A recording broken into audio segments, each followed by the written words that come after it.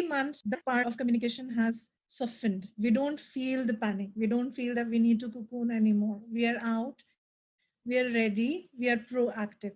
So that energy is there. I have spoken with so many of my friends, and they all said, oh yes, I loved shopping in person, going out and getting things. I loved dining with my family in restaurant.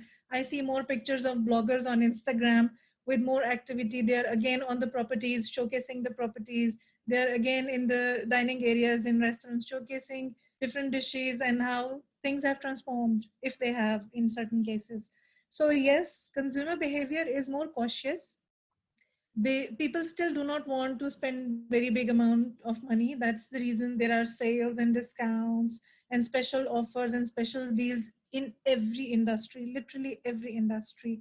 And people want to still stay safe and cautious, and this is the reason that all outlets, shops, malls, restaurants, hotels are still taking the precautionary measures very carefully. But that negativity, that I'm not going to buy and I'm not going to spend, is no longer on that high level that it used to be in the beginning of COVID-19 times. Now it has dissolved slightly. So I feel there is a relief and positivity. Yeah, and I think a lot of there's a term that people invented was called revenge buying. So it's about people just going and they're so frustrated, they need to feel happy. The need for a human to feel happy is so high that they went ahead and bought stuff which they. But of course, as you said, they're not going berserk spending money, but at least that's something that they've been holding on to.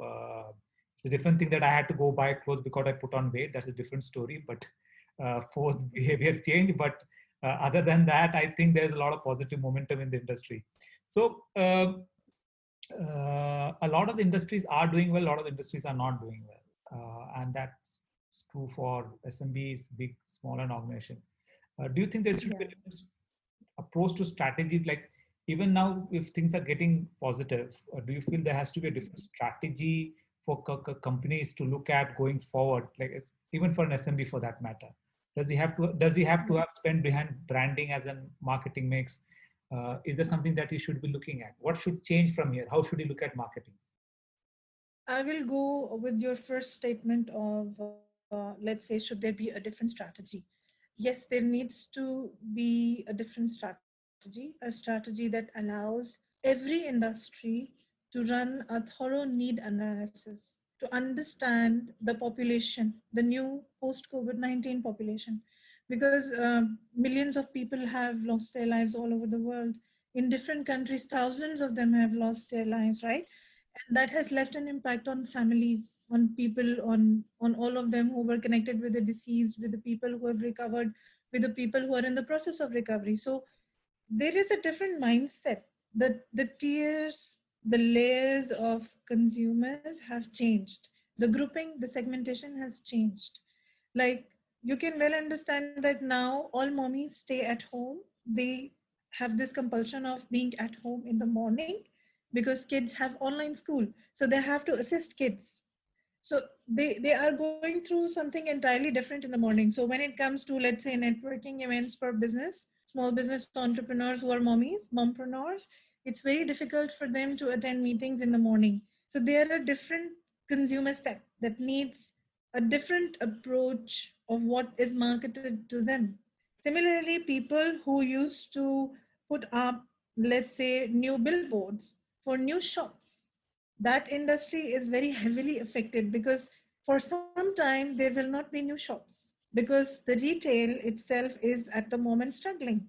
So considering that particular business, it needs to pivot, it needs to have a different strategy, it needs to address a different consumer segment altogether and devise new service, new product to sell to them. So yes, there is no doubt there has to be a revision in strategy, a review in everybody's strategy. Even when I look at myself as a PR, branding, marketing strategist, my company is also evolving. We are also looking at uh, different audience segments, different consumer segments for ourselves, so that we are able to understand who needs what now. Like, what they needed 3 months ago was entirely different. 3 months ago, we were all talking about learning new skills, cocooning, and transforming ourselves. But now, after 3 and 3.5 months, we cannot say, okay, go into that cocooning phase again. No, we have to be ready now, ready to take action. And that stands true for professionals, that stands true for executives, that stands true for businesses, for industry in every sector. So when it's time for action, what people are going to do? Have they made use of those 3 months, 3.5 months to set up an action plan? If it is ready, they should be now targeting. They should be approaching. That is why I mentioned the sale calls and the cold calls in the beginning, because it's important for us to be out and about and hunt. I still understand that many of us must be experiencing depression. Many of us must be feeling very down. But does that stop us from running our daily life? No. We still have our kids studying. We still have our businesses to run. We still have our leads to generate. We still have our jobs to take care of. If we don't have a job, God forbid, and some of us have lost, we have to look for the new one. So we cannot be dead. Like we cannot be at a dead end, not taking action. And this is where our strategy, our personal branding, I mentioned personal branding because I'm trying to cover everybody. I'm trying to cover the business owner, the consumer, the professionals, the moms. I will not mention kids because they don't need it. They're too small for that. They're not the decision makers. So all of us need it for different reasons.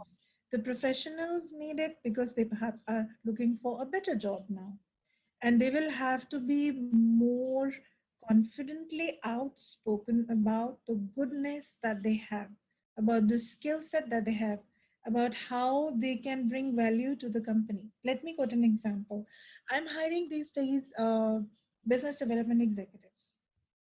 So I was interviewing a very nice person the day before, and my interviewee kept on talking about us many times. I said, I appreciate that you were a very great team performer, but I want to know about you. So you have to tell me what you did well in your previous job and what made you stand out and how you can apply the similar kind of strategy in my company to make a difference. So you need to convince me about how wonderful, amazing, useful professional you are. So do that. Yeah, it's quite interesting to That's see the it. word pivot because sorry, Karan, it's a lot of the companies are doing it. What's your viewpoint on like a lot of people are pivoting away from their core business to something completely unique and new, and they have not explored at all in their life, and there are some who pivoting close to what they are explored in their life. And I think like for an SMB owner, his personal branding is the most important thing. Like he is the most important part of that business. He represents the company. He represents the category. What do you think is Yeah. it's the right way to like is it okay for people to pivot off from especially SMBs to pivot off to a business that is completely new, like like a travel agency trying to move into shoes, for example. I had a Mm. conversation. Somebody who wants to move from travel agency to shoes. So, is that something that is advisable at this point of time, or do you think it's more advisable to stay core, so somewhere close to core to your own business? What's your viewpoint Okay, on? let me say something very different now. As a business owner, I have understood it's very important for a business or a business owner to wear many hats. Right. This means that you have multiple streams of income. It's perfectly all right to be adventurous, to experiment, to leverage your skills in multiple facets of what you're doing. That doesn't mean if you are a travel agency, you cannot have a marketing agency, or you cannot have a business development agency, or you cannot have a retail business. No, you can have all three. Like we have worked with brands that are one person owned, but they have different sides. They are into tourism, they run educational institutions, they are into training centers. So these three different things are handled by the same owner. So it doesn't matter if you want to experiment, you want to jump into something that is selling good and you believe that you are very well connected in the industry, there are people who will stand by you, will be your first purchasers. Go ahead and do that. Right. Like, I believe that every business owner runs his research before starting something.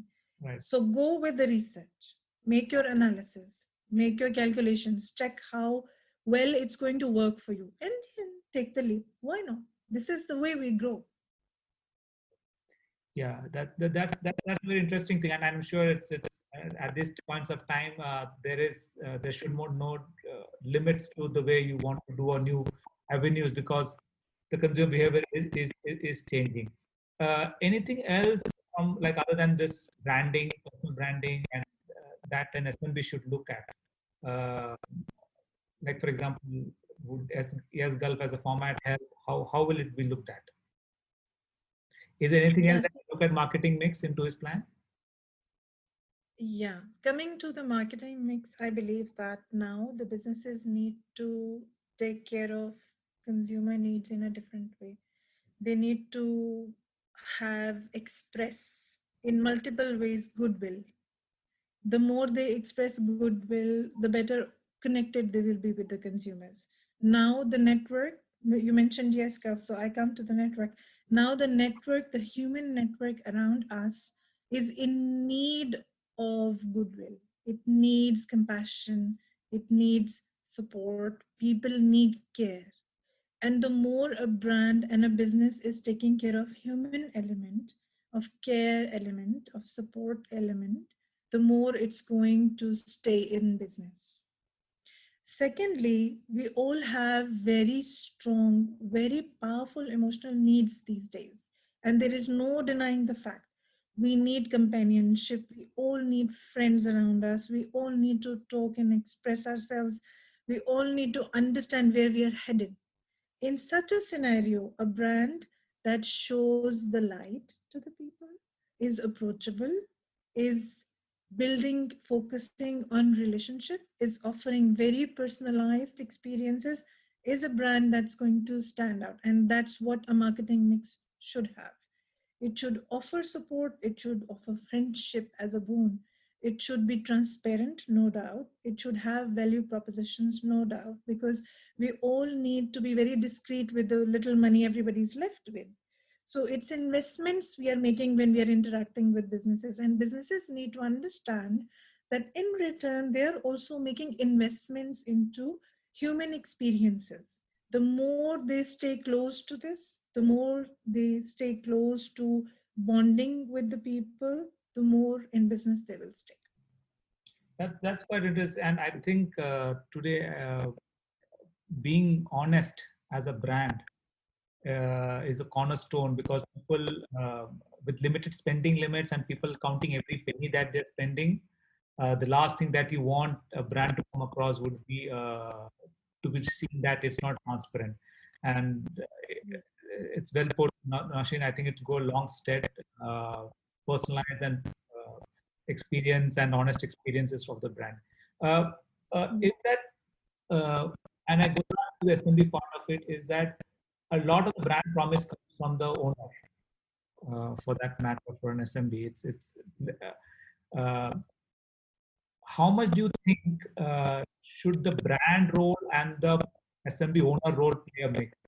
And what is the right mix? Is there something like that, or you think it doesn't matter? Because SMB, a lot of times, the brand owner is the brand rather than the brand that is working with, because he's interacting with a lot of the clients themselves. Or do you think there is something like that, or do you think what is the right mix for this? You're asking this question from me. I strongly believe that for a small or medium sized business, the business owner and the brand are one. Exactly. And that's when success comes. If I agree. there is a gap, there are many chances that that business will struggle more until the gap is bridged.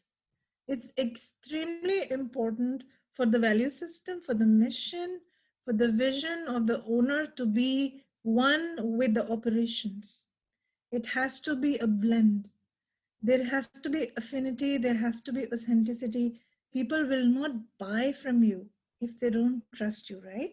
People will not buy from you if you're lying. People will not buy from you if you are not taking those actions that you are dictating to others. This is the case now. People look at what's happening, what you're doing, what's happening inside your company, how your employees are behaving. This is the reason now the small and medium sized businesses are investing into high level of trainings. Those trainings for whether it is one employee or 15 or 50 or 59 employees, they are investing because they want the employees to understand what they are doing, who they are serving, and why they are serving. What level of performance is needed to keep consistency in what they have to offer to customers. It's very important. Somebody was recently asking me why there are so many trainers in Dubai. Every second person is a trainer and a coach. You know why? Because it's needed. Because companies and businesses need training. Because people need to be empowered. Because we have to learn our employees, the employees in every business have to be empowered. And this has to be an ongoing process. They need to be aware of what are the new trends and why they need to adapt to new trends. And if they do that, what will happen? So it's a process. Learning should never end. And this is the reason we have maximum number of coaches and trainers in the town. And this is the reason why we are always talking about branding and marketing together, because we understand they are interrelated. And if we ignore them, the businesses will find more difficulties and more challenges. Why so many stores need to close all of a sudden? Yes, I know cash flow is a big issue. The shutdown was there, but some small businesses were doing very well. The reason was they were warm, compassionate, approachable. The little segment, the little consumer segment they were catering to was closer to them. So drawing more people closer to you is an answer. It tells you're not only safe, you don't only have a community, you don't only have an outreach, you're loved, you're valued, you're looked up to. So the more you want to have of that kind of interaction, the more sustainable your business becomes, and pivoting will be easier for you. There are many serial entrepreneurs in my network in YesGulf. The reason is they experiment with new businesses more often because they are confident. They're in a community that is growing because they understand there are people around them who will spread the word about their businesses and they will get more sales. So they're secure. That security comes from building relationships, from building your brand consistently, and letting other people understand your brand more. I hope I've answered your question. Yeah, it does, because interestingly, a lot of the brands that would survive through this chaos uh, would be who would have built a case study by itself. By how did they build a fan base that helped them sustain even through this chaos? So there were people who were still buying from them, and they still had the fan base, core fan base, which was allowing them to survive, to have that last burst of oxygen that they were having. Because, and data says, like out of the 14,000 restaurants, 7,000 restaurants will close. The interesting aspect is, how did the 7,000 restaurants survive? Cash flow was problem is for everybody, right? It will be very interesting. How do we 7,000 restaurants survive? How did they able to service it? And this is true for any category. How did the ones that survived, how did they do it? What did they do right? Let me say it. It's very important for us as business owners to build habits.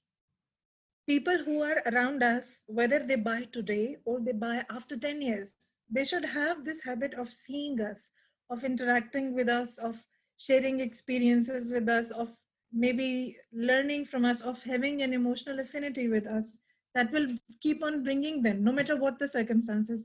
So even if I own, let's say, a restaurant, for example, and I'm out of cash flow, but the taste will keep on bringing people to me. And I will keep my staff intact because I need to serve all those people who've been coming to me before. They still continue to come, although I have reduced the price, because I need to serve them. I cannot shut down, right? So that keeps me in business automatically. We need, all businesses, we need to build habit, that habit formation among consumers. They trust us, they come back to us, they have that emotional affinity connection with us that will keep them coming, that will keep them coming, and people around them also coming to us. Because of their trust, the trust will dilute into other people. It will be infectious, and everybody will want to do the same kind of thing. So this is what I believe, and this is the principle I'm running my businesses on. And to be very honest, it's been 8 years, and the growth has been amazing. Excellent. Excellent. So, anything that you, so it's, in summary, it looks, to form that habit, you have to consistently do what is good and what is right over a long period of time, build that brand trust, and make it and have that transparency with the consumer, so that in difficult times also they stick around with you. So anything that you want to summarize to my audience that would put in a nutshell all these years of experience that you have in Dubai with so many clients, or two tips, or two or three tips that you want to come out with? Yes, sure. I would like to say to all business owners, please do not panic at the first strike of calamity. You need to have faith in yourself. You need to have faith in all those people who are around you. Second advice is for everybody to be ready for anything, because anything might happen. We don't know when we are going to die. Do we know that? Do you know that, Liju? Nobody knows that. So it's the same for all of our life. We never know what's coming next, no matter how much the forecasting, the analysis, the strategy, everything. But sometimes things can develop in a way which is completely unexpected. And the present situation, what has been happening in last 3.5, 4 months, is an example of that. We need to be ready for literally everything. And in order to be ready for everything, you have to have expectations from your own strengths. You have to be ready. You have to empower the people around you so that they keep on trusting you, even if the world is falling apart. That's the only way that can make a business survive all kinds of testing times. Your employees, your consumers, your clients, yourself, everybody needs to hold fast to your faith in yourself, of the goodness of what you do, of the goodness of what you offer to people, and that will let everything pass, and you will survive. That's excellent. I think that's a very good note to end this thing. Stay positive. Don't lose heart. You have a brand that you build over thing. If it's not working, do pivot and keep the faith. And I think humanity as a race will survive, and you've done the right things. And I think it's good days are around the corner anytime. Yes, definitely. Thank you, Nousheen, for coming on my show. Please subscribe to my channel, and if anything, Nousheen is available on LinkedIn. I'll be sharing her LinkedIn profile on my podcast. Please feel free if you have any questions to Nousheen. I'm sure that you'll be open to all those connections and questions, because very clear Nousheen is the kind of person who will definitely go out and help people if need be, irrespective of it's a cold call or not cold call. And thank you, Nousheen, for coming onto my show. It's been really been a pleasure. Thank you so much. Yes, I enjoyed talking to you, and I did not know that I was going to say all of this, so it wasn't scripted. It just came as we talked, and I really enjoyed expressing my opinion. And yes, if anybody needs any help, any kind of support, I do mentor businesses as well. I give advice, free advice, no money charged, to all business owners if they're facing any challenges. I can certainly help. I have a lot of experience in running different kinds of businesses, in branding businesses, in helping them sustain their customers, in devising different strategies, and I can definitely help anyone who needs it. Thank you so much. Take care. Have a good day.